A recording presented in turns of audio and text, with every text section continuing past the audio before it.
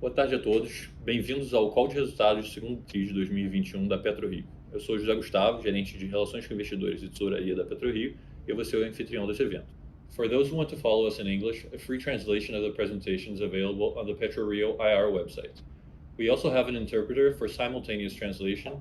Please choose the sound channel icon on the bottom of your Zoom screen. A apresentação de resultados será comentada pelo CEO da PetroRio, Roberto, o CFO, o Milton, e o COO, o Francilmar.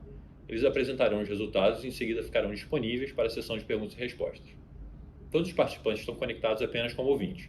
Para realizar perguntas ao vivo, podem usar o Raise Hand ou Levantar Mão, e para perguntas escritas usar o botão Q&A. Os dois ícones estão na barra inferior da sua tela.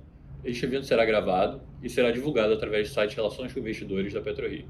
Antes de prosseguir, gostaríamos de esclarecer que eventuais declarações que possam ser feitas durante essa teleconferência, relativas às perspectivas de negócio da companhia, projeções e metas operacionais e financeiras, baseiam-se em crenças e premissas da diretoria da PetroRio, bem como informações atualmente disponíveis para a companhia. Considerações futuras não são garantias de desempenho e podem envolver riscos, incertezas e premissas, pois se referem a eventos futuros dependentes de circunstâncias que podem ou não ocorrer. Investidores devem compreender que condições econômicas gerais, condições da indústria e outros fatores operacionais podem afetar os resultados futuros da companhia e podem conduzir a resultados que diferem materialmente daqueles expressos em tais considerações. Agora vamos começar a apresentação com os comentários do Roberto. Por favor, Roberto, pode prosseguir. Bom, boa tarde a todos. Muito obrigado pela participação no call de resultados aqui da PetroRio, para que a gente possa discutir os resultados do segundo trimestre do ano de 2021.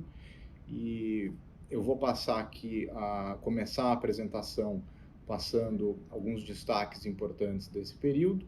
Aí depois vou passar a apresentação para o Francilmar, o Milton, e eu volto para o encerramento da apresentação, e depois nós vamos fazer as perguntas e respostas. Bom, passando para a apresentação diretamente, no slide número 3, eu queria levantar e mostrar alguns pontos importantes do lado contábil, né, com relação aos destaques do período. Depois vamos entrar em alguns ratios mais operacionais e algumas outras conquistas que a gente teve também ao longo do trimestre. Bom, falando um pouco da parte mais contábil, nós tivemos aqui nesse trimestre uma receita líquida de R$ 1 bilhão, a maior que já foi registrada na companhia, um lucro líquido ex-IFRS de mais de 300 milhões de reais, um EBITDA ajustado também de mais de 600 milhões de reais.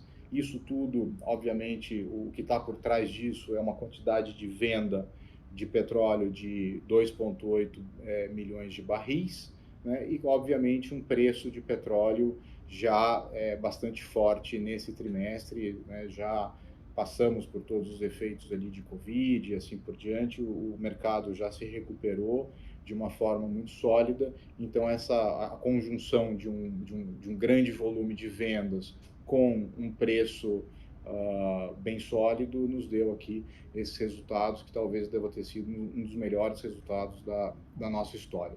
Mas não fica por aí. Nós tivemos outras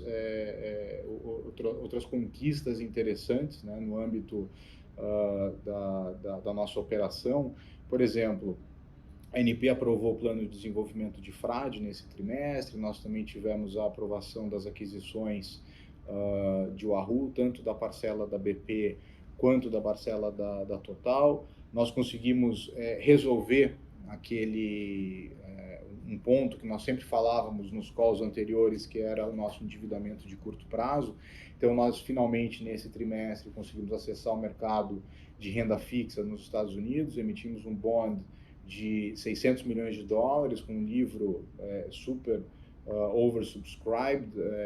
Nós julgamos como uma operação muito bem sucedida, né? Esses 600 milhões de dólares, eles têm um prazo de 5 anos, então isso tirou a companhia daquele refinanciamento constante, né, que nós tínhamos, daquelas linhas de curto prazo, de capital de giro e assim por diante. Então, a companhia, de uma vez por todas, resolveu a sua estrutura de capital. E eu acho que o grande ponto aqui, né, do trimestre foi o tieback de polvo com tubarão-martelo. Embora tecnicamente a gente tenha terminado o tieback no dia 14 de julho, eu diria que foi, né, nós já estamos fazendo call aqui em agosto, então eu diria que foi uma mais uma conquista que vale a pena celebrar. O tieback está indo bem, o Francimar vai falar com um pouco mais de detalhe, pode falar com mais propriedade também, mas essa era uma das grandes entregas que nós tínhamos para fazer nesse ano, e até uma entrega que se relaciona muito ao nosso modelo de negócio, à nossa linha de negócios, ao que a gente pretende fazer no futuro. Então, tendo sido bem sucedido aqui, é óbvio que nos dá bastante segurança para seguir à frente com a nossa estratégia de negócios e assim por diante. Bom, eu vou passar para o próximo slide, número 4, e aqui a gente já tem alguns ratios, né? Alguns outros indicadores, alguns operacionais e outros financeiros. Um outro ponto que eu gostaria de destacar muito no trimestre foi o nosso lifting cost. Nós mantivemos aí $14,2 o barril, então bem em linha com o que nós já vínhamos apresentando nos trimestres anteriores, né? Isso levando em consideração que no segundo TRI nós também tivemos algumas paradas programadas, e aí a gente já pode ver ali na questão do lado direito, ali no aumento da produção e tal, com relação aos campos e tal. Quando a gente olha o segundo TRI, embora a gente tenha tido 31.200 barris por dia de média, isso é net PetroRio, né? Embora a gente tenha tido esse volume, que ficou mais ou menos em linha com o primeiro TRI, ali aquilo inclui parada programada para manutenção do FPSO de Frade, agora não me lembro exatamente quantos dias foram, mas se não me engano foram 7 ou 8 dias, e inclui também as paradas de Tubarão-Martelo, grande parte das paradas de Tubarão-Martelo e Polvo, por conta da conexão, do tieback, né? O Francimar também vai entrar um pouco mais em detalhe. Pegamos ali Tubarão-Martelo o mês de junho, e Polvo pegou um pouco de junho e um pouco de julho. Mas, enfim, também está incluído dentro daquele volume. Então, produção sob controle, lifting cost sob controle. Nossa posição de caixa, eu acho que a companhia nunca teve tão preparada para crescer, né? Hoje nós temos 4 bilhões e meio de reais no nosso caixa, uma dívida líquida, obviamente, que não é dívida, né? Caixa líquido também totalmente controlado. Então, hoje eu diria o seguinte, a companhia no segundo trimestre, ela está pronta para dar passos à frente, grandes passos à frente do ponto de vista de crescimento. Mas isso fica para os próximos passos. Eu vou passar agora para o Francimar, que vai falar sobre a operação, e aí depois eu volto ao final da apresentação. Francimar, com você. Muito obrigado. Obrigado, Roberto. Olá a todos. Bom, vou seguir aqui com a parte de detalhamento operacional da companhia, iniciando o slide número 5, com o desempenho dos ativos. Queria só chamar a atenção nesse slide aqui sobre a primeira parte do volume de óleo vendido, né? A gente vendeu aí, acho que um dos maiores valores de óleo da história da companhia, em função do pouco aumento da produção, e também, no caso do FPSO de Polvo, a gente teve que fazer toda a venda do óleo. Afinal de contas, a gente estava encerrando o contrato, o navio parou de produzir ali em torno do dia 28 de junho, e a gente fez a venda de todo o óleo residual, todo o óleo que continha no navio, né?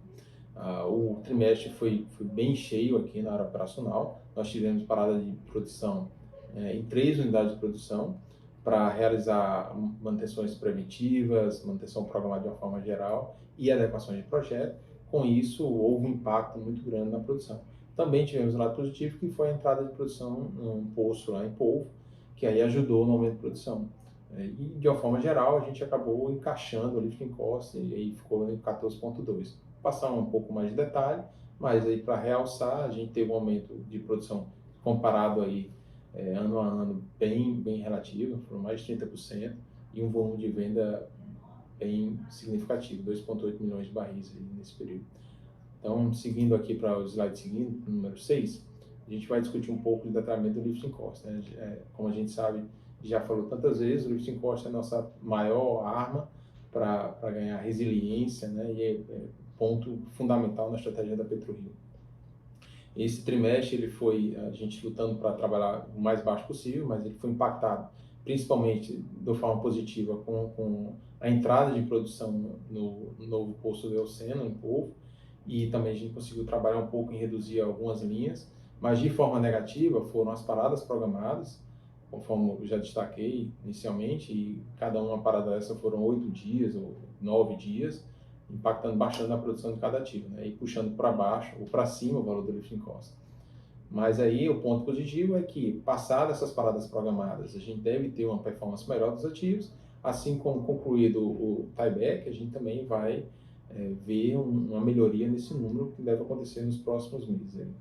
Seguindo aí para o slide número 7, e aí entrando mais no detalhe operacional do campo de frade, nesse período a gente teve uma parada programada no frade, né, e aí basicamente para ajustes e necessários na planta e uma parada planejada para manutenção preventiva, que acabou impactando na produção e por consequência na eficiência operacional. Fora isso, a unidade está operando muito bem, né, padrão aí 99%, então está seguindo o caminho bom de sempre.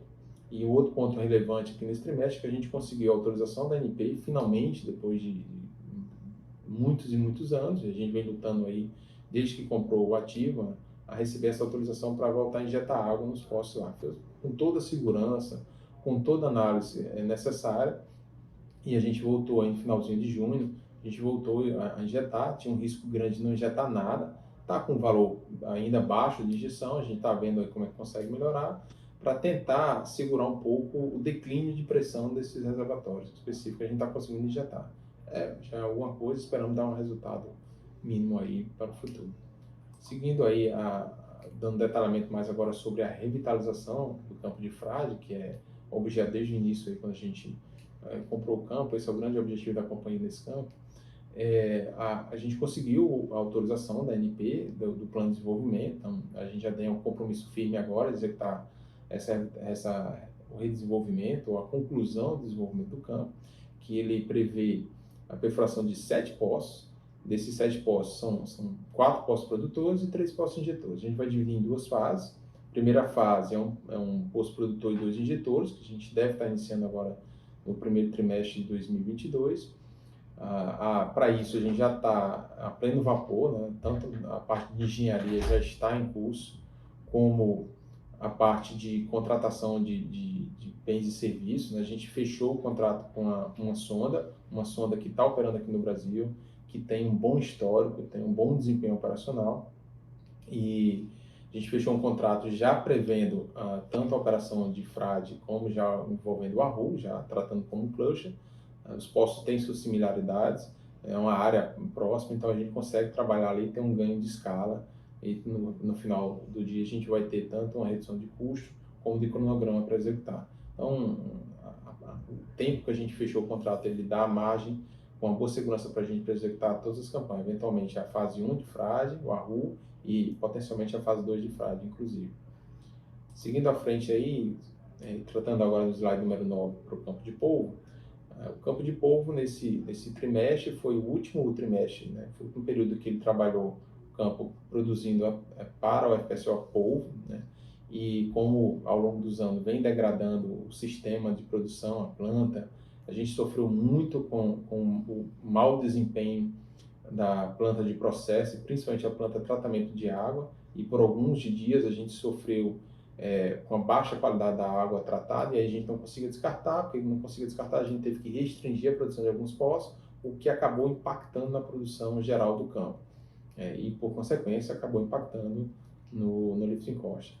Ponto positivo do campo foi a entrada de produção do poço do Eoceno, que a gente chama de Polcar, em maio, então que a gente conseguiu executar no melhor valor até hoje, em termos de perfuração, um marco importante, e outra questão tanto de custo como de tempo, né?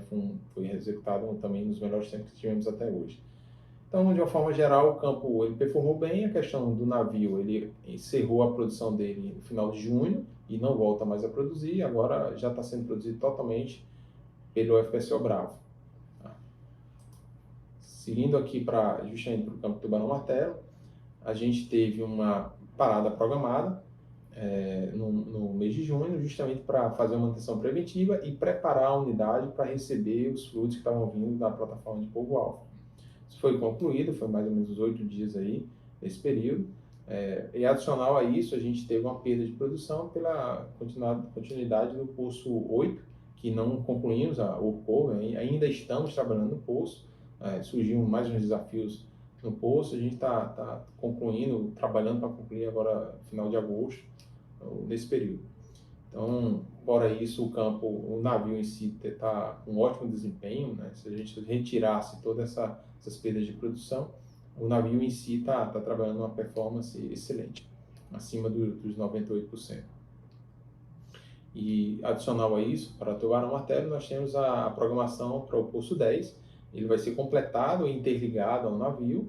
Assim que for concluído a sonda, já está, todos os materiais estão prontos, tudo ali pronto para ser mobilizado. Assim que a gente concluir a intervenção no Poço 8, a sonda vai ser mobilizada para o Poço 10. E aí, mais uns 30, 40 dias, a gente espera concluir esse serviço e aí iniciar a produção no campo. Seguindo avante aí para o slide número 11, eu queria dar mais um pouco de detalhes sobre o projeto de conexão entre o campo de polvo e Tubarão, né, juntando os dois ativos e transformando uma coisa só. Então, essa figura que a gente vê nesse slide, já mostrando a plataforma de polvo alfa, uma linha flexível ligando ao FPSO Bravo, já é o que está em funcionamento hoje. A gente já tem uma coisa só. A gente concluiu iniciozinho de julho aí, a gente concluiu o projeto, né, e foi espetacular, a gente, em menos de 12 meses, a gente executar todo esse projeto em pleno período de pandemia. Isso mostrou toda a capacidade de execução da PetroRio, envolvendo diversas empresas, foram mais de 50 fornecedores envolvidos diretamente no projeto para a gente conseguir fazer isso se tornar viável, além de centenas de profissionais trabalhando, todos muito alinhados, com muitos objetivos, e conseguimos concluir no tempo, no custo e principalmente com segurança, né? Não tivemos qualquer tipo de incidente, qualquer problema de natureza durante todo o projeto. Então, a gente fica muito satisfeito, muito orgulhoso de fazer isso acontecer. As consequências desse projeto, né, já que a gente concluiu ele, a gente vai começar a colher os frutos, né? Tem tanta parte operacional, de facilitar ter menos uma unidade no campo, o custo atrelado a isso, de afretamento da unidade, de queima de diesel, que aí resulta mais ou menos nesses 50 milhões, a gente vai afinar esses números ao longo dos próximos meses, obviamente trabalhando para sempre melhorar cada vez mais. Também tem um impacto paralelo aí quanto à emissão de CO2, a gente está falando na ordem de 20, 23%, isso é estimado, a gente espera até que, passando os próximos meses, a gente vai aferir isso e aí tem um número real que potencialmente é bem melhor do que isso. E aí outro ponto relevante é que a partir agora da conclusão de julho, conclusão do tieback, a PetroRio tem direito a 95% do óleo produzido, né, do cluster, polvo e tubarão. Isso já era previsto no acordo aí com a DOMA. Seguindo avante aí com o slide número 12, a gente vai dar um pouco mais de detalhe do campo de Wahoo, né? Faz parte do cluster Wahoo Frade. Agora a gente conseguiu aí o ok da ANP, a aprovação tanto da parcela adquirida da BP como da Total. E aí a gente já está trabalhando a pleno vapor também para o detalhamento, o desenvolvimento do projeto, do plano de desenvolvimento do ativo. Todo o detalhamento da parte de geologia, toda a subsuperfície, os projetos de poços, o projeto de subsea para fazer a conexão em si, ou a adequação no navio lá do Frade, tudo está em curso agora, deve rolar mais alguns meses, para a gente estar com o PD pronto, né, o plano de desenvolvimento pronto para ser submetido à ANP para aprovação. Então, enquanto isso, a gente já tem alguns recursos que são, ou já está previsto, como a sonda, né, a gente tem aí até final do ano que vem, muito provavelmente para executar o projeto de Frade, depois a sonda estará disponível para o Wahoo. E a gente vai tentar ter um maior ganho de sinergia e ganho de escala com esses projetos de forma combinada, né? Então, os próximos passos para o projeto é todo esse detalhamento de engenharia que está acontecendo, a parte de assinatura de aditivo, contrato de concessão está em curso agora, nesse de cash calls, isso praticamente já foi. E agora a gente vai seguir com esses protocolos, né? Declaração de comercialidade, o plano de desenvolvimento terminando a elaboração vai ser submetido, e depois a gente entra para o processo de execução realmente e tentar ao máximo aí antecipar a conclusão, né? O início e conclusão do projeto, que chegando no que interessa mesmo para a gente, que é o primeiro óleo do Wahoo. Então, seguindo à frente aí, eu vou passar a palavra para a parte financeira, vou passar a palavra para o Milton aí. Um abraço a todos. Obrigado, Francilmar. Boa tarde a todos. Bom, a gente vai dar continuidade agora à nossa apresentação, focando aqui na parte de desempenho financeiro, né? A gente vai observar aqui o que aconteceu no trimestre. Bom, Olhando especificamente no slide 13, na coluna excluindo os efeitos do IFRS 16, a gente percebe um faturamento aí de mais de R$1 bilhão. Isso é referente a mais de 2,8 milhões de barris vendidos a um preço médio na casa de 66, quase $67 por barril. Então a gente teve esse resultado expressivo aqui para o trimestre. Se a gente pega no acumulado do primeiro semestre de 2021, a gente está em quase R$1,7 bilhão. Então, um patamar bastante expressivo. Daí a gente observa aqui algumas linhas, por exemplo, despesas gerais administrativas e outras despesas operacionais. A gente teve algumas provisões nesse trimestre que puxaram um pouquinho para cima essas despesas. Por outro lado, a gente teve um resultado financeiro positivo no trimestre. Isso é referente à apreciação do real que aconteceu aí nos últimos meses. Então isso puxou um pouquinho aí a receita financeira para cima. E no final do dia a gente apresentou um lucro no trimestre, no patamar pouco superior a R$300 milhões.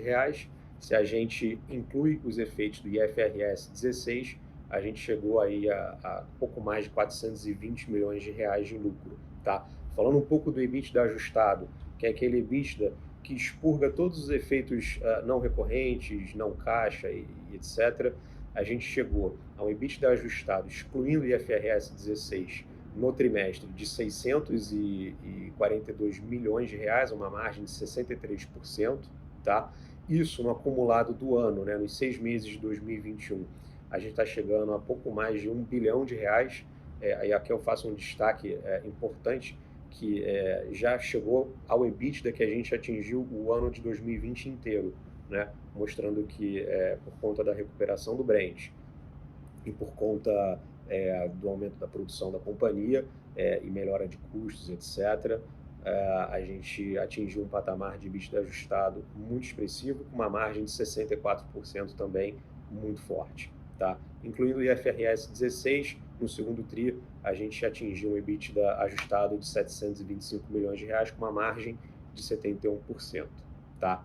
Seguindo então agora para o slide 14, falando um pouco de funding, né, como é que está a situação de captação, custo de captação da companhia, caixa e cronograma de amortização, a gente, começando aqui pelo lado esquerdo do slide, a gente repara um declínio acentuado no custo de dívida de capital de giro, né, que são aquelas linhas mais de curto prazo, linhas para atividades de dia a dia da companhia, atingindo 3,45% ao ano, agora no segundo trimestre de 2021. Isso ocorre muito em função à melhora de crédito, melhora na percepção de crédito da companhia. A gente também emitiu um bond que também teve um rating interessante, e houve uma percepção do mercado, dos bancos que a gente trabalha, de que o crédito da companhia realmente está melhorando bastante. Então a gente vem conseguindo fazer captações cada vez mais baratas em termos de capital de giro. Com relação ao bond, né, a gente fez uma captação de US$600 milhões agora em junho de 2021. Foi uma operação super bem sucedida. A gente conseguiu mais de 5 vezes oversubscribe, né, o montante que a gente queria captar. Então, aí a gente levantou a um custo de 6,125% ao ano, uma dívida de 5 anos. Então, isso mostra, né, a estratégia dessa captação foi basicamente repagar as dívidas que estavam muito concentradas no curto prazo e alongar esse perfil de passivo financeiro para a companhia ter mais tranquilidade para fazer suas operações, seus investimentos, e com isso a gente fez esse liability management, né? Então a gente repara aqui no lado direito do slide uma posição de caixa muito forte de mais de R$4,5 bilhões, um cronograma de amortização de curto prazo. A gente ainda tem algumas linhas de capital de giro totalizando R$467 milhões, e ali concentrado, né, para mais do que o quinto ano, no patamar de R$3 bilhões, referente a esse bond que eu acabei de mencionar. Bom, seguindo então aqui para o próximo slide, a gente vê a evolução do caixa líquido da companhia, né? A gente tinha um caixa líquido, a gente encerrou o primeiro trimestre de 2021 com um caixa líquido no patamar de US$212 milhões, e apesar, né, de ter tido um EBITDA muito forte, a gente repara que o caixa líquido continua no patamar de 210 milhões de dólares. Então, o que aconteceu, né? A gente teve um EBITDA de pouco mais de 120 milhões de dólares no trimestre, a gente teve um componente pequeno ali de pagamento de imposto caixa, né? A gente teve também um efeito forte de capital de giro, porque muitas das vendas que a gente realizou foram concluídas em junho, e esse caixa é recebido em julho. Então, você tem um prazo médio aqui de recebimento de 30 dias, isso influencia o capital de giro do trimestre. Fora isso, a gente também teve CAPEX, né, que foram investimentos que a companhia fez no tieback entre polvo e tubarão-martelo, na perfuração de polvo e também em melhorias na nossa sonda Kingmaker e despesas aí, gastos de investimentos em manutenção em geral, né? Fora isso também, de relevante, a gente teve uma saída de caixa de 30 milhões de dólares em despesas financeiras, que aí você tem a taxa da emissão do bond, você teve alguma coisa relacionada a hedge, alguma coisa também relacionada a juros e a saída de algumas dívidas que a gente acabou antecipando. Então, isso tudo contribuiu, mas são pontos, eu diria que são itens mais pontuais, né? Não são itens recorrentes. Então, esse trimestre a gente teve uma série de itens pontuais que levaram uma despesa financeira um pouquinho mais alta, e a soma desses fatores todos aqui fizeram com que a gente chegasse a um caixa líquido no segundo trimestre de 2021 no patamar de 210 milhões de dólares. Seguindo agora aqui no slide 16, a gente vai falar um pouco sobre a alavancagem da companhia, né? Um indicador que a gente gosta bastante de seguir é o de dívida líquida sobre EBITDA ajustado, excluindo os efeitos do IFRS 16, e a gente repara, né, a evolução da companhia que desde, diria que de 2019, quando a gente aumentou, né, o endividamento da companhia, a gente começou 2019 com um indicador de 3,3 vezes, isso foi em função da aquisição de Frade, da participação da Chevron, né, que a gente comprou, e logo depois a gente teve uma queda muito acentuada por conta da geração de caixa desse ativo, que começou a ser contabilizada aí nos trimestres seguintes, né? Aí no primeiro trimestre de 2020 a gente também teve um novo salto para 2,3 vezes, isso ocorreu em função da aquisição de Tubarão-Martelo, né, que a gente pegou um financiamento novo ali e tal, e também, novamente, a gente começou a gerar o caixa, né, desse ativo aí nos trimestres seguintes e conseguiu reduzir bastante ao longo dos trimestres, chegando ali no quarto tri de 2020 com apenas 1,2 vezes. E aí, no primeiro tri de 2021, a gente realizou de forma bem sucedida o follow-on da companhia. Isso trouxe muito caixa novo para a companhia, de forma que a gente ficasse caixa líquido, né? Por isso que o indicador ficou negativo.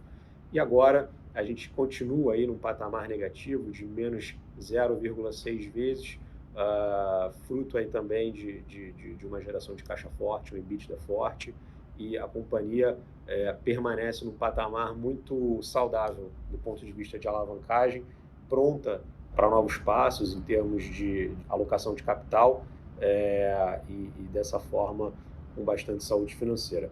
Com isso, eu passo a palavra agora ao Roberto, que vai falar um pouco aí sobre os próximos passos. Obrigado. Bom, pessoal, obrigado de volta. Milton, muito obrigado. Francimar, pela apresentação. Eu vou passar um pouquinho aqui para falar um pouco dos nossos próximos passos, né? E o que está na nossa cabeça, qual é que é a nossa agenda, tá? Aqui não tem, eu não coloquei aqui deadlines nem nada disso, mas é importante a gente saber como a PetroRio está pensando, né? Para os próximos trimestres. É claro que o nosso foco, ele sempre vai ser segurança, saúde dos nossos colaboradores, terceiros, enfim, todo o entorno da PetroRio. Esse sempre vai ser o nosso foco principal, sempre vai ser o nosso principal drive, né? Agora, depois nós temos algumas entregas ainda a fazer.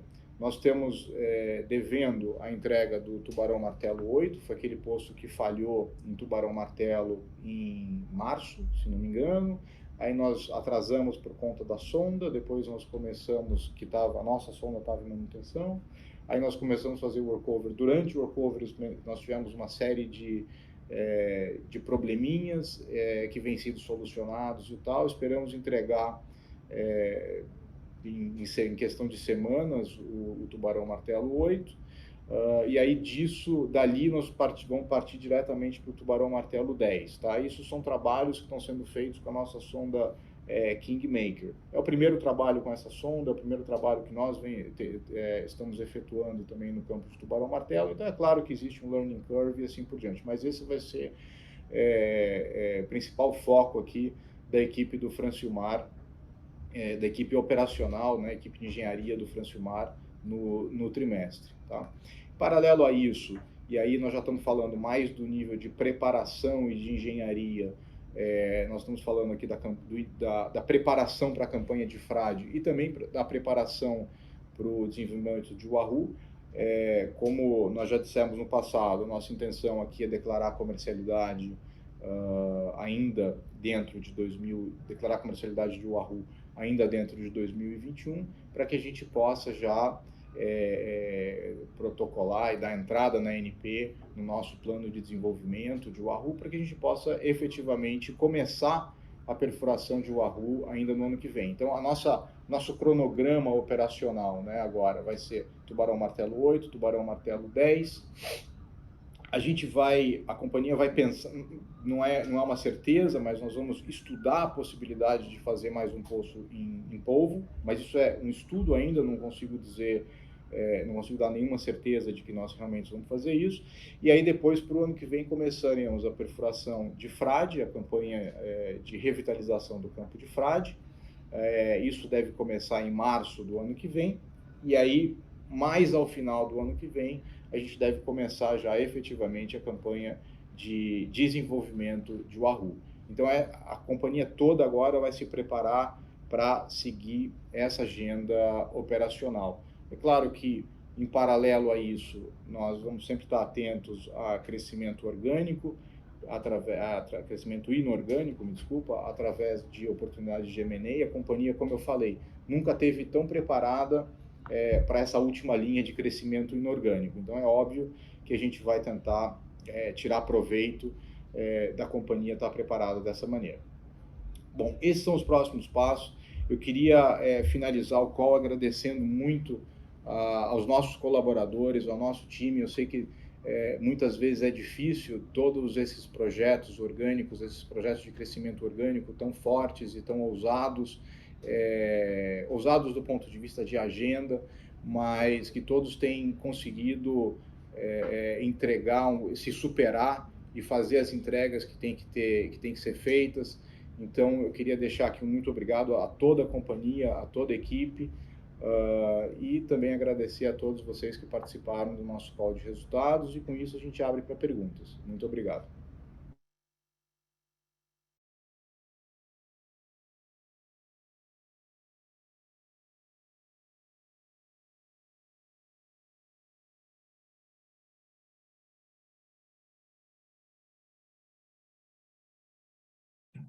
Boa tarde, pessoal. Obrigado pela presença de todo mundo. Agora a gente vai começar a sessão de perguntas e respostas, Q&A, para analistas e investidores. Se vocês quiserem fazer uma pergunta, vocês podem fazer pelo botão de Q&A, ou também podem usar aquela função de raise hand, ou levantar a mão, para a gente habilitar o áudio. Só lembrando que a gente só vai permitir que façam perguntas pessoas que estão identificadas no call, só para manter a organização. Enfim, Roberto, pode... deixo a palavra com vocês aí para a gente começar a pergunta. A primeira pergunta vem aqui do Guilherme Levi. Guilherme, a gente vai liberar o seu microfone agora. Boa tarde, Guilherme. Oi, pessoal, boa tarde. Vocês me ouvem? Sim. Bom, parabéns pelo resultado e obrigado por pegar minhas perguntas. Eu tenho duas perguntas, na verdade, um pouco relacionadas a M&A, então, na medida do possível do que vocês puderem comentar, eu queria pedir se vocês puderem dar para a gente um updating do timing aí para o processo de venda do Albacora.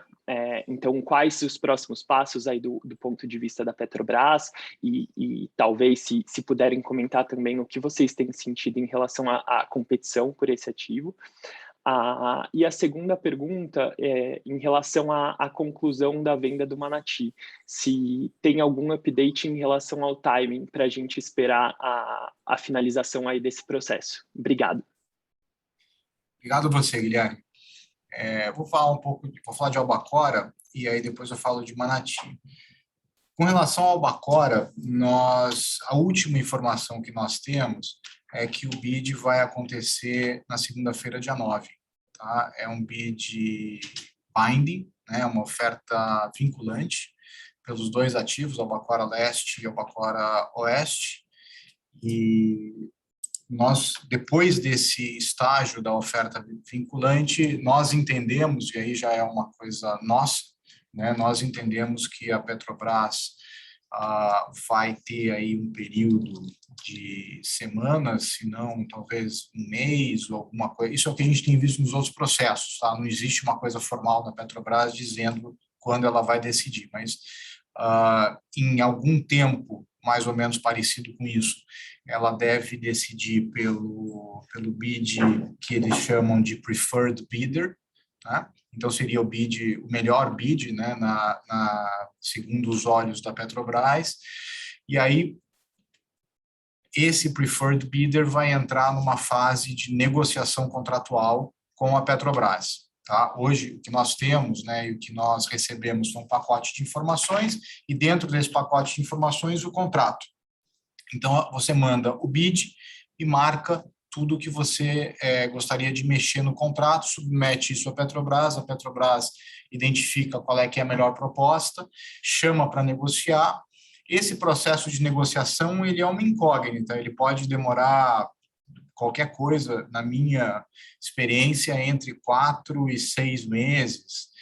Já vi menos, eu acho difícil, pode acontecer, mas eu acho um pouco difícil, então estaríamos falando de uma negociação que vai até o final do ano, praticamente, e aí no final do ano, ou vamos dizer, acabando essa etapa negocial, a Petrobras ela pode chamar, não é necessariamente uma verdade, ela pode chamar um rebid, onde ela mostra esse contrato para o segundo colocado, por exemplo, ou às vezes para o segundo e para o terceiro, e aí esse segundo e terceiro colocado, eles podem aumentar o bid com base naquele contrato, aí não tem mais possibilidade de mudar o contrato, mas com base naquele contrato, o segundo lugar, o terceiro lugar podem subir o bid, e aí então depois desse processo de rebid, ela vê quem foi que ofereceu a melhor oferta, e aí então que ela fecha o negócio. Tá? Então, esse é o processo de Albacora, que vai ser seguido tanto para Albacora Leste quanto para Albacora Oeste. Tá? Com relação então, de prático aqui, semana que vem tem bid, e a gente acha que esse é um processo longo de negociação e de tudo que realmente vai ser assinado, eu diria, final do ano, talvez até entrando no ano que vem. Com relação a outros bidders, né, a PetroRio participa do processo.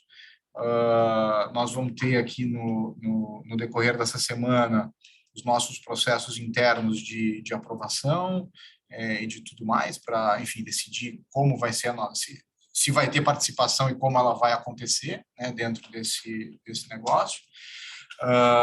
E a gente ouve em mídia a mesma coisa que você, né? Que a gente ouve que são 4 os grupos interessados, o nosso grupo, um outro grupo liderado aí por um consórcio de 4 empresas, 2 produtoras independentes aqui do Brasil, concorrentes nossos, e um fundo de private equity e mais uma empresa do Golfo do México, uma outra grande, e aí uma outra empresa pequena, isolada, enfim, que está também participando desse bid. Então, são 4, em teoria, mas é a informação que nós temos, nós não temos nada muito além disso.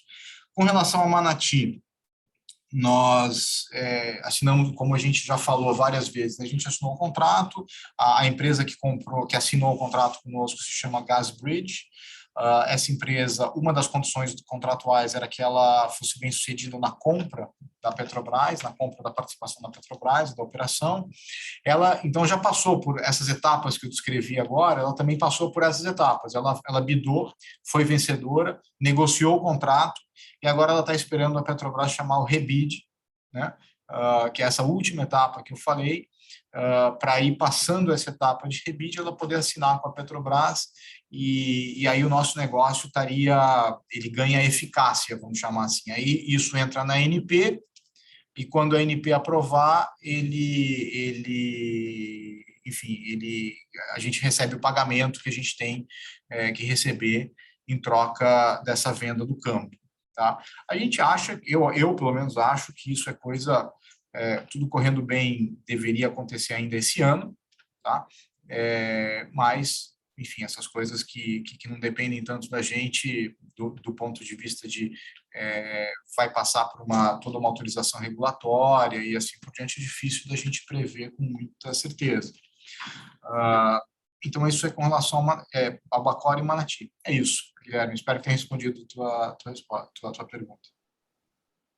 Tá, perfeito. Obrigado. Obrigado a você. Obrigado, Guilherme. A próxima pergunta é do Christian Audi, do Santander. Christian, você pode falar. Como vai, Christian? Tudo bom? Oi, vocês conseguem me ouvir? Sim, muito bem. Oi, Roberto, tudo bem? E time, Milton. Primeiro, parabéns pelos resultados. Segundo, excelente apresentação, gente. To the point, super claro, então, parabéns. A minha pergunta, Roberto, era um pouco mais voltada nesse último ponto que você falou de M&A, né? Porque esse processo de Albacora, puxa, como você detalhou super bem, demora, né? Então, eu fico pensando, vocês estão numa posição financeira extremamente forte, lógico, interessados em Albacora, mas só explica um pouco para a gente como é que você consegue, vamos dizer, manage, né? Ficar ainda interessado em Albacora, que é um processo que pode demorar aí 9 meses até o ano que vem, e ao mesmo tempo está indo atrás de outras oportunidades de M&A. Dá para fazer isso? Não dá? Explica um pouco essa dinâmica, por favor. Cristian, obrigado. Esse é um ótimo ponto que você levantou. Esses processos, né, de venda demorados, eles realmente não são fáceis, né, de você acompanhar, porque é quase que a companhia fica vivendo em função do processo durante algum tempo, quando esse processo é muito grande. Né?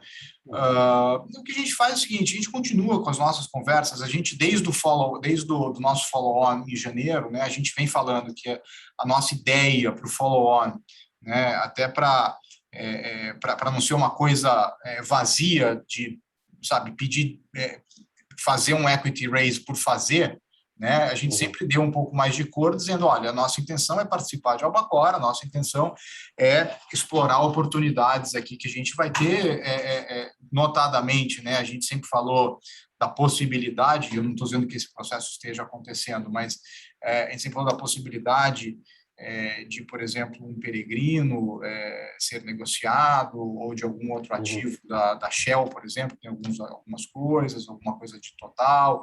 Então, a gente sempre fez, né, a nossa tese em volta de Albacora e desses outros ativos. Então, a gente continua olhando. Agora, é claro, se um desses ativos acontecer com uma velocidade enorme, tem coisa ali que é maior do que Albacora, inclusive, né? Então, eu acho que a história é um risco que a própria Petrobras corre, mas, enfim, é o que é, sabe? O grande ponto aqui, do nosso lado, é não perder não deixar de se exercitar, sabe? É não parar a companhia e ficar só em Albacora, colocar todas as nossas esperanças e todas as nossas todos os ovos dentro dessa cesta, porque a gente não sabe realmente onde vai. É um processo meio eu não quero dizer tortuoso, porque ele piora, né? Ele parece que é mal conduzido. Ele não é mal conduzido, mas é um processo que tem muita etapa, né? Não é o normal. Então, enfim, a gente tenta buscar outras coisas, Christian. A gente está buscando algumas outras coisas, tem outras conversas e tal, mas, enfim, não tem jeito, né? A gente tem que ficar ali com a Albacora mesmo. Sim, está claro. E a minha última pergunta, do lado operacional, você deixou bem claro os próximos passos aí, Tubarão Martelo 8, daí 10.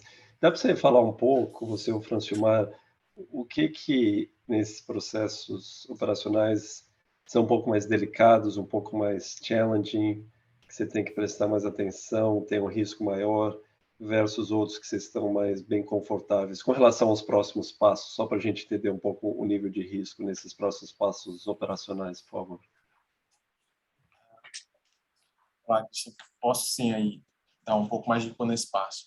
Essa parte aí, cara, o que é mais desafiador para a gente, como o Roberto já deu uma pincelada aí, é nossa agenda, né? A gente se propõe a fazer os projetos num prazo mais apertado possível para antecipar, né, a produção e o início. Então, o mercado ele é muito acostumado com prazos muito esticados. Então, quando a gente começa com toda a cadeia de suprimentos, os caras pensam em horizontes de 24, 36 meses para poder ter o primeiro óleo. E a gente tenta sempre apertar isso. Então, isso focando especificamente em Frade e em Wahoo, né? São projetos que são do zero, novos, assim, a gente tem que providenciar todo o sistema de equipamentos e serviços para fazer isso acontecer. Do ponto de vista de engenharia em si, de execução, não tem nada de novo.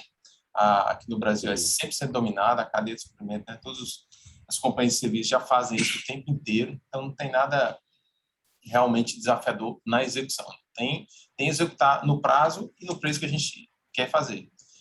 E aí, lá no caso de Tubarão, a gente está executando Tubarão 8 agora, né? O posto 8 e o 10 a gente vai começar. Realmente também não tem nada de novo, nada desafiador. Tem as coisas que acontecem ali que são inerentes ao serviço, né? A operação em si. Não tem realmente nada ameaçador de novo, não. Aparece uma coisinha aqui, outra ali, mas isso atrasa a gente em questão de dias, né? Um pouco para lá, um pouco para cá, mas a gente conclui e entrega, assim. Tá ótimo. Muito obrigado, gente. Um abraço. Obrigado, Christian. Um prazer. Obrigado pela pergunta, Christian. A nossa próxima pergunta é do Pedro Soares. Pedro, você pode falar já. Boa tarde, Pedro. Como vai? Boa tarde, pessoal. Vocês também me escutam? Sim, muito bem. Bom, obrigado. Boa tarde, Roberto, Francilmar, Milton, José, todo mundo aí do time. Um ótimo follow-up na história do crescimento inorgânico, né, M&As. Acho que a gente já falou sobre os ativos mais óbvios, mas tentando pincelar também algo de Wahoo, né? Se eu não me engano, Roberto, no último call você chegou a mencionar que o stake lá da IBV estava já em alguma forma em umas fases avançadas, tentando fazer uma analogia com as da Petrobras em estágio de fase vinculante, mas que vocês aguardavam algum tipo de resposta lá do board da própria, né, IBV. Se puder falar um pouquinho mais a respeito disso, de avanços sobre essa negociação, seria interessante. E do lado do ponto de vista operacional, minha segunda pergunta seria, agora que vocês já concluíram vários dos achievements no longo do primeiro semestre, referente ao tieback, né, a conclusão, inclusive, da perfuração lá do Polcar também, e imaginando uma normalização de produção, né, ao longo da segunda metade do ano, vocês puderem dar um pouquinho mais de cor também do que a gente pode esperar de lifting costs para essa segunda metade do ano, né? Claro que alguma alavancagem operacional deve haver, e também já entrando também os benefícios referentes ao tieback. Então, algum cheiro sobre esse aspecto também seria legal. Obrigado.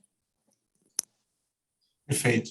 Pedro, falando um pouquinho sobre o Wahoo, né, o que nós fizemos foi o seguinte: nós fizemos uma proposta, nós fizemos uma oferta vinculante para a IBV, né, que é a detentora do ativo. Os dois sócios que são donos da IBV aqui no Brasil são a Bharat Oil e a Videocon. Nós fizemos uma proposta. E essa proposta está sendo avaliada. Infelizmente, os tempos que a gente tem encontrado ali são tempos um pouco mais longos, né, do que a gente gostaria.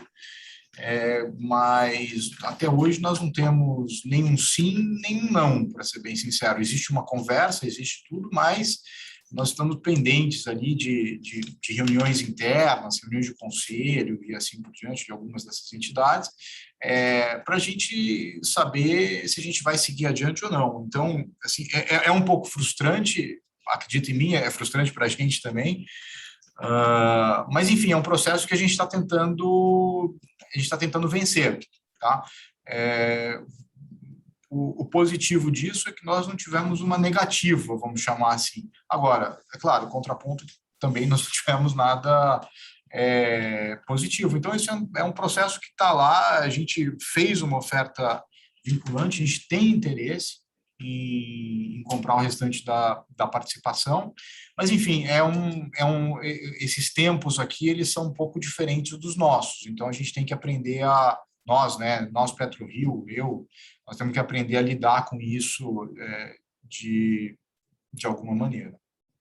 Tá? Mas esse processo não morreu, essa nossa vontade não acabou, enfim, mas é bem mais longo do que a gente do que a gente gostaria. E é uma coisa muito simples, né? Você já tem, inclusive, preço de referência, você já tem contratos. É claro que o preço de referência que nós temos no mercado é para um stake operado, né? Para você tem o prêmio de controle ali, vamos chamar assim. Mas, enfim, já dá para ter uma boa proxy do que seria sem o prêmio de controle e assim por diante. Então, a gente continua firme e tentando fazer com que esse negócio se concretize.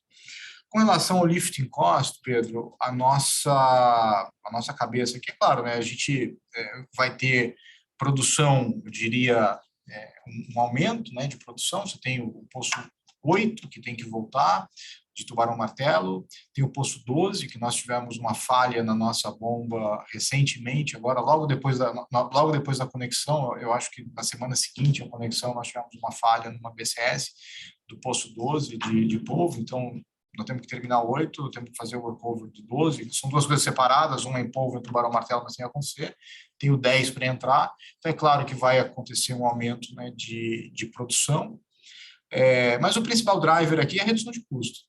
Nós tínhamos um OPEX consolidado, vamos dizer assim, um running rate de OPEX consolidado próximo ali a 190 milhões de dólares ao ano, né? Considerando todos os ativos, o leasing da BW, né, do FPSO e tudo, e nós vamos tirar 50 milhões dele, nós vamos para 140 de OPEX. E isso vai se refletir, de alguma maneira, no lifting cost, que a gente espera que vá para alguma coisa entre 10 e 12. Né? Esse tem sido a nossa expectativa. Tá? É claro que isso não vai acontecer no terceiro TRI, porque você tem uma queda, né? Você ainda teve 14 dias de produção, a gente teve 14 dias de leasing, vamos chamar assim, né, do FPSO e tal, mas, enfim, já vamos sentir muito isso no terceiro TRI, e aí o quarto trimestre é que vai ser limpo. Então, essa é a nossa cabeça, mais ou menos, com relação a lifting costs. Está bastante claro. Se vocês me permitirem uma última, bem rápida, talvez para o Milton, sobre CAPEX, sobre aqueles 36 milhões de dólares, né, do trimestre, se poderiam fazer o breakdown do que seria do CAPEX aos gastos mais de recorrentes de manutenção, só para a gente poder expurgar os efeitos de crescimento? Obrigado. Sim, daquele CAPEX de 36, a gente teve em torno de 20 milhões foi tieback, que a gente está num período intenso agora do pagamento de tieback. De manutenção foi a menor parte, né? A gente teve algo em torno de 5 a no máximo 10 milhões, tá, Pedro? Então, foi bastante concentrado ali por conta do tieback, tá? A maior parte desses 36. E isso é importante, desculpa, Milton, te interromper aqui. É importante pensar que esse tieback, esse CAPEX de manutenção, ele ocorreu muito forte, porque nós tivemos parada dos 3 ativos, tá? Nós tivemos parada que são paradas bianuais, quase. Às vezes a gente não chega a 24 meses, mas a 18 a gente chega com uma certa frequência. Então, esse negócio, grande parte dele foi realmente o que a gente chama de turnaround dos ativos. Tá?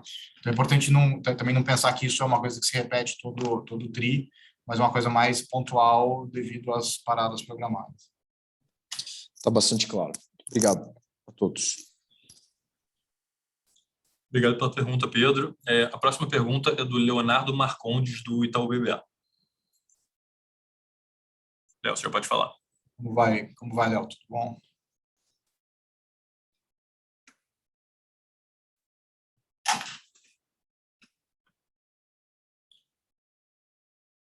Não estamos lhe ouvindo. Léo, a gente não está ouvindo o que você está falando. Opa, agora eu acho que foi. Opa, legal. Bom, obrigado por pegarem minha pergunta. Minha primeira pergunta é sobre os projetos de tieback da companhia, né? E a curva de aprendizagem no processo. Então, eu queria entender um pouco mais o que a companhia aprendeu com o tieback de polvo, tubarão, martelo, em termos de erros e acertos no projeto, que mitigam o risco para o tieback de frade e arroz, na visão de vocês, tá? Minha segunda pergunta é relacionada aos M&As, né? Já foi vinculado na imprensa, vocês estão olhando o cluster de Albacora em consórcio, mas quando a gente vê o portfólio da companhia como um todo, a gente vê a companhia com working interest de praticamente 100% nos outros ativos, né? Excluindo o arroz, obviamente. Então, eu queria entender como que a gente deve enxergar a companhia para esses potenciais oportunidades de M&A, né? Algumas delas já até mencionadas no call, e se a gente deveria ver projetos futuros em parceria ou com a companhia detendo aí 100% dos ativos, né? E também se existe algum modelo de preferência da empresa, tá? Só aproveitando o gancho, desculpa me alongar um pouco, só para poder entender um pouco do firepower da companhia, o que vocês consideram nível de alavancagem ideal da empresa, tá? Obrigado. Tá bom, Léo, assim, para dar uma geral agora, bem rápida, né? Se você parar para observar, isso até foi encaixou bem no nosso plano. A gente começou com esse tieback de polvo com tubarão, que ele, em teoria, é bem mais simples, né? É uma linha única, água rasa, uma distância mais tranquila, 10 km, 11 km, e depois a gente vai avançar em distâncias e profundidades maiores. Então, está um negócio meio escalonado, né? A gente vai evoluindo. O aprendizado foi muito rico, a gente teve assim, coleta de grandes resultados no que diz respeito principalmente à engenharia, e o mercado, por exemplo, brasileiro, ele trabalha muito com modelos de contrato tipo EPCI, né? Então, o cara contrata uma empresa que ela integra tudo e entrega pronto para você. A gente não fez assim, a gente optou por fazer a engenharia e todo o gerenciamento sendo da PetroRio, porque a gente acredita que esse sentimento de dono que a gente tem um poder muito forte. Isso surtiu um efeito gigante. A gente só conseguiu coletar o resultado que a gente conseguiu porque a gente realmente tomou de conta as rédeas desse projeto. Então, outro grande ponto é a interligação entre os diversos setores. Um projeto desse não ocorre, muitos companhias trabalham com um setor de projeto separado, o cara faz o projeto, chega para a operação e entrega. Aqui não funciona assim. A própria operação, quem vai tomar de conta daquilo ali, quem vai operar mesmo, ele é integrado no projeto, assim como todas as disciplinas que colaboram, né? Então, a parte, todo mundo vai trabalhando em conjunto e reuniões e entregas coligadas ali para dar mais resultado. Isso ajudou e acelerou muito todo o processo. Então, isso é um grande feito que a gente vai continuar e vai cada vez mais azeitando essa máquina para ter resultados ainda melhores. E outras coisas que entraram muito foi a questão de distribuição geográfica, de onde faz as coisas, os tipos de fornecedores e modelos que a gente foi usando ali. Então, a gente tem vários frutos aí que a gente vai afinar ainda mais para o próximo projeto. Inclusive, já está em curso agora para o arroz. O arroz, a gente já está na fase agora de estudo de engenharia, e aí já está trocando figurinhas, já está com requisições no mercado para propostas e tudo mais, que já vai capturar muita lição aprendida desse projeto agora, já para o arroz. Então, com isso, a gente consegue, acredito eu, que entregar algo melhor ainda. Tá bom? Léo, falando um pouquinho aqui de participações, né, de M&A e tal, é verdade, esse processo de Albacora, ele foge um pouco do que a gente tem feito. Nós temos uma parceria de 50% PetroRio e 50% um grupo chamado Cobra, é uma construtora da Espanha.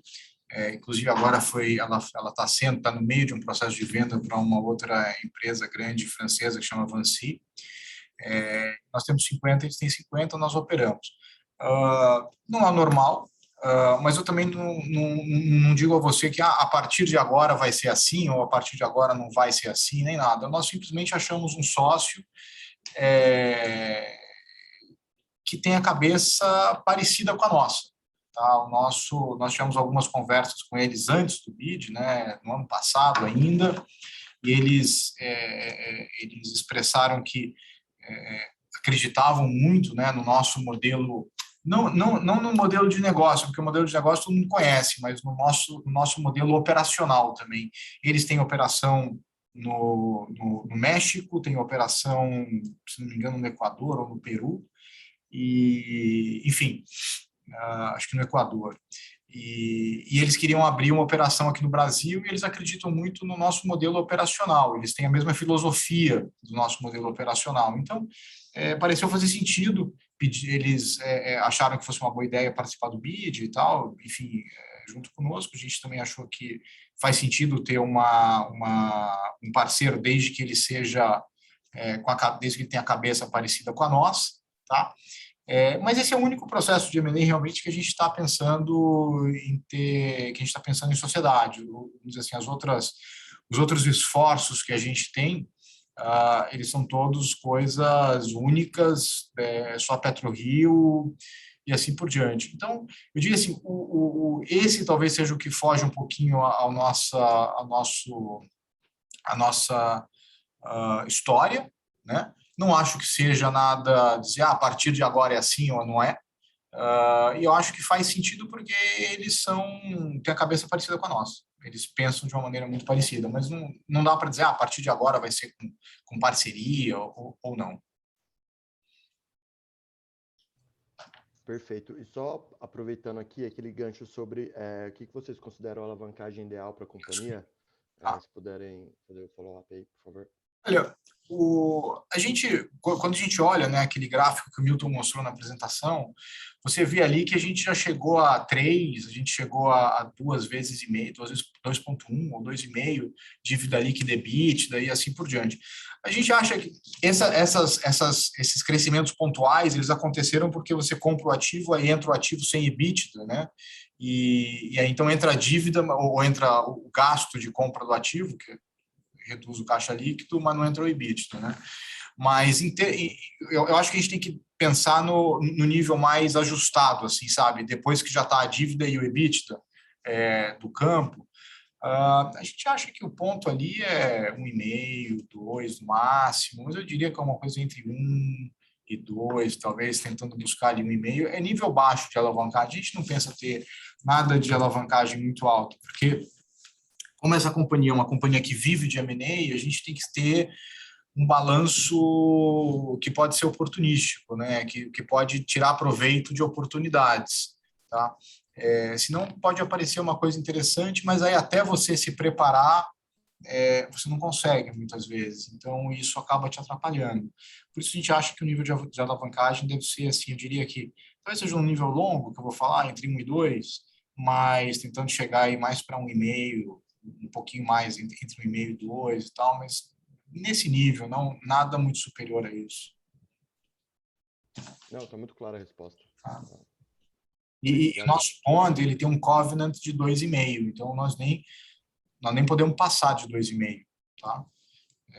Mas enfim, é isso. Perfeito. Obrigado, pessoal. Boa tarde. Obrigado, Léo.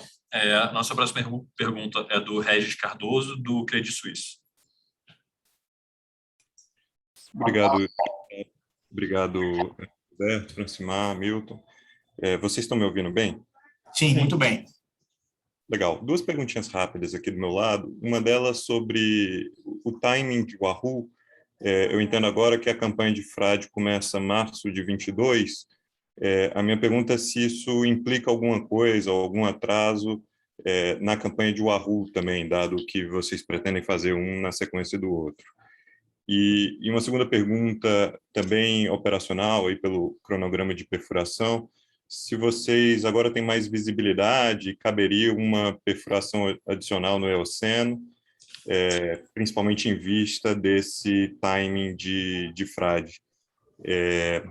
Acho que nessa linha, inclusive, se vocês puderem comentar se tem algum update sobre o Poço 10 lá de Tubarão Martelo, se a data prevista é a mesma, ou se esse workover mais demorado, digamos assim, no Poço 8 também causou algum atraso. Então, de modo geral, aí mais no timing das entradas dos poços, né? Tá bom, Regis, deixa eu tentar pegar essa parte operacional aí. Então, vamos lá. Primeiro, o projeto do Wahoo, na verdade, acontece o inverso. A gente está com essa essa oportunidade que a gente conseguiu fechar uma sonda num preço muito bom e com a sonda que tem uma performance operacional muito boa, a gente acabou juntando os dois e entendendo o projeto como um único, né, projeto. Então, vai ter frade, os 3 postos. A gente deve demorar mais ou menos 210 dias, 200 e poucos dias aí para fazer a campanha de frade. E a gente vai para o Wahoo. Isso, na verdade, antecipou o início do projeto do Wahoo. Tá? A gente estava no início. Nosso pensamento anterior era começar a ir mais para 23, para passar o ano de 23 todo furando. A gente vai antecipar um pouco nisso. Então, isso é positivo. A gente vai ter muita sinergia, né? Quando a gente vê isso como uma coisa só. Essa questão de mobilização, desmobilização, contratação de serviço, vai ser muito positivo aí para a companhia como um todo. E o Wahoo é quem vai se beneficiar demais dessa sequência. Então, esses 500 dias, só para dar mais um pouco de cor, aí a gente fechou a sonda 500 dias, mais ou menos, que é para cobrir exatamente a campanha de frade, a primeira fase, e depois os postos de Wahoo. Depois a gente negociou umas opções de renovação de contrato, que é para caber ali justamente a segunda fase de frade e mais alguma oportunidade que eventualmente surja no meio do caminho. Né? A gente está falando aí 2 anos, então daqui até lá a gente espera descobrir, ter muito mais alternativa para fazer.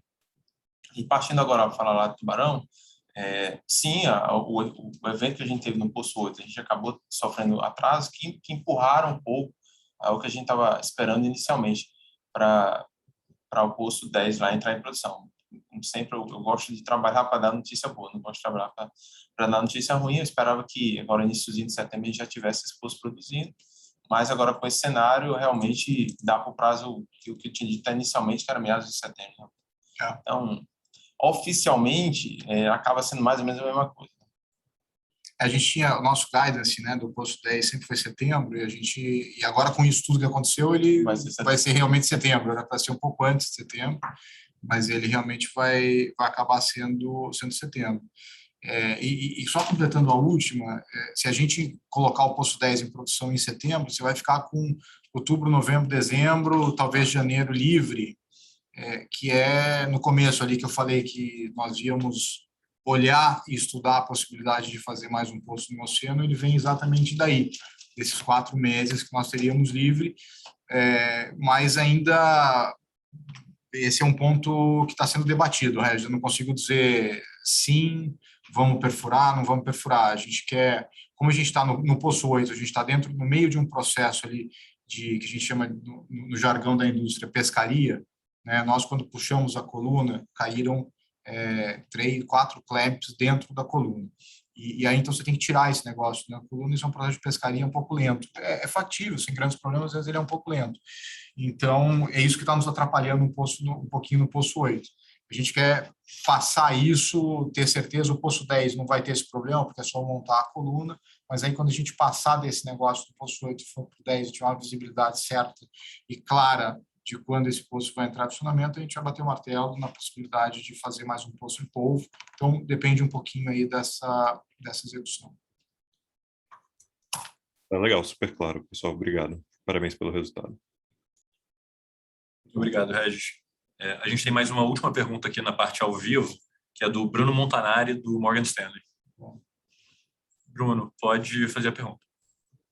Boa tarde, Bruno. Como é que vai? Boa tarde, pessoal. Bem, obrigado. Obrigado por pegar a minha pergunta. Só tenho um follow-up sobre essa discussão da parceria com o Grupo Cobra. Tem 2 partes a pergunta. A primeira, assim, tendo em vista que potencialmente o grupo vai ser vendido para a Vinci, vocês veem esse mesmo alinhamento também de mindset com um novo controlador versus o mindset da PetroRio? E a segunda parte, sim, não quero especular a valuation de Albacora, mas imagino que o tamanho do cheque possa ser relevante, né? Então, eu queria entender se tem alguma restrição da parte de vocês do tamanho de um ativo individual que a companhia quer ter no portfólio, seja em produção, seja em tamanho da aquisição, e se eventualmente no futuro vocês poderiam comprar o stake de um Cobra dentro do Albacora, por exemplo. Então, queria entender qual que é a cabeça de vocês em relação a isso. Muito obrigado. Obrigado, Bruno. Olha, essa também foi a nossa preocupação, né? Com relação ao grupo que está na Espanha, está sendo vendido e tal. É claro que também isso levantou um pouco algumas dúvidas nossas, mas esse processo ele aconteceu inclusive antes do primeiro bid, se não me engano, já estava acontecendo, não sei se já tinha sido formalizado ou não, mas é um processo que a gente já conhece desde o começo da história, não foi uma coisa que nos pegou de surpresa, e até onde nós sabemos, enfim, todas as informações, inclusive de conversas dentro do próprio grupo e tal, que nós tivemos com níveis altos, assim, parte da razão pela qual esse ativo, né, esse grupo fez sentido para os franceses foi o pipeline de projeto que ele tinha, entre eles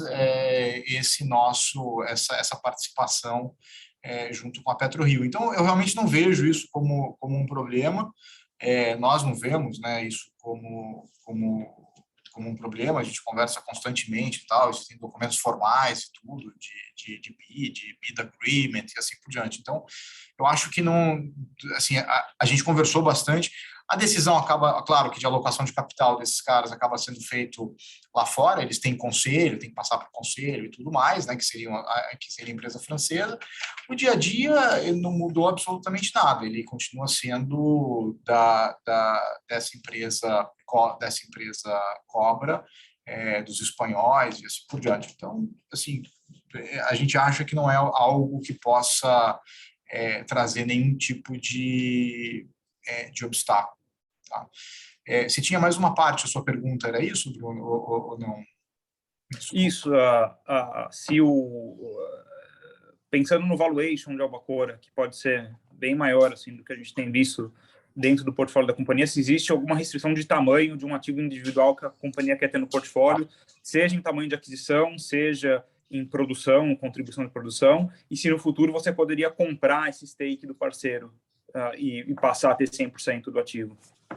Não existe nenhuma restrição de ativo de tamanho de ativo no portfólio da PetroRio, de forma alguma. Sim, no futuro, se o grupo tiver interesse de vender, é claro que a gente vai olhar, a gente vai ser o primeiro a olhar, a gente gosta dos ativos que a gente tem, tanto é assim que o Arro, a gente está tentando comprar o resto, se por acaso nós viéssemos a ser donos de Albacora, não seria, ou de um pedaço de Albacora, não sei, imagino que não seria diferente, então sim, mas enfim, isso não existe. O grande ponto aqui da PetroRio é o seguinte, é o como a gente aloca o capital. Né? Qualquer bid que a gente faça, que a gente porventura venha fazer, ele vai ser um bid que leva em conta o retorno que a gente acha adequado para o capital que a gente está empregando. Né? A gente sempre falou de ter um retorno aí de 20% a 30% em dólares e tal. Então, essa é o principal negócio. Tá? É claro, e aí com isso a gente tenta alocar capital dentro desse negócio. Esse é o principal driver assim, das nossas operações. É claro que existem coisas que também a gente olha, né, de você não fazer toda a aposta, né, apostar a empresa inteira em um único ativo, mas eu acho que a gente cada vez mais vai se distanciando desse cenário. A gente já tem outras coisas, a gente já tem Polvo com Tubarão Martelo, já tem Frade, já tem o Arro que vai juntar com Frade e tal, então a gente já passou, eu acho que a gente já passou um pouquinho disso, a gente já tem uma diversidade de ativos e tal, e nossa cabeça é retorno, né? A gente vai bidar desde que seja atrativo e que a gente veja o retorno adequado. Super claro. Obrigado. Bruno, obrigado pela pergunta. A gente vai passar agora para a parte de perguntas escritas. Só em relação ao tempo, dado que a gente já passou algum tempo aqui respondendo, a gente vai pegar 2 das perguntas escritas para responder. A primeira vem do Rodrigo Siqueira. Ele pergunta da contratação da sonda Norb 6 que a gente fez para a primeira parte da campanha de Frade e de Wahoo, e especificamente ele pergunta em relação à segunda parte da campanha de Frade que a gente fala, como é que isso se encaixaria no cronograma. Vou falar dos 500 mais 350? Explico sim.